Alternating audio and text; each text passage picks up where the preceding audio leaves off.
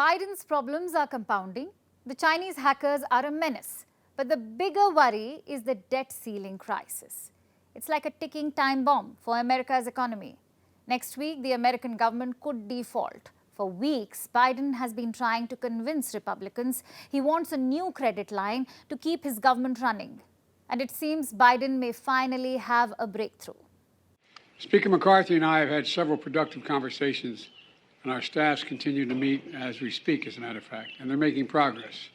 They're making progress. No deal yet, but the negotiations continue. Honestly, they don't have much time. America is literally on the brink of an economic catastrophe, a government default. It hasn't happened in America's history. Everyone is concerned, including the American armed forces.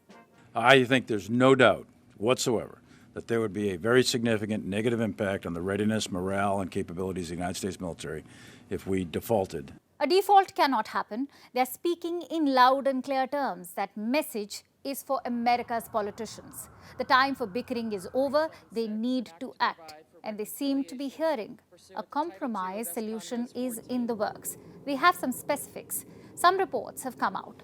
They say America's debt ceiling could be raised for 2 years. The debt ceiling is the upper limit on government debt, so the Biden government will be able to borrow more, but they'll have to give up on some things, like spending on discretionary programs. This includes house and education schemes. There will be a cap on spending in these areas. What else? Some of the money will be redirected. More money will flow towards the military and veterans. We'll have to wait for the exact numbers. The agreement is still being hammered out. But if a deal is struck, this is what it could look like. So we could see an end to this impasse soon. Perhaps the US will narrowly avoid the default. However, the deadlock is already causing damage. America's credibility is taking a hit. Credit rating agencies have issued warnings they could downgrade America's debt. DBRS Morningstar has put the US under review. They could consider a downgrade. Other leading agencies like Fitch, Moody's, and Scope have raised similar warnings. That's not all. Experts are worried. This political impasse could have more consequences. The US economy could enter a recession. The economists are worried about the spending cuts. They feel the curbs could last for multiple years.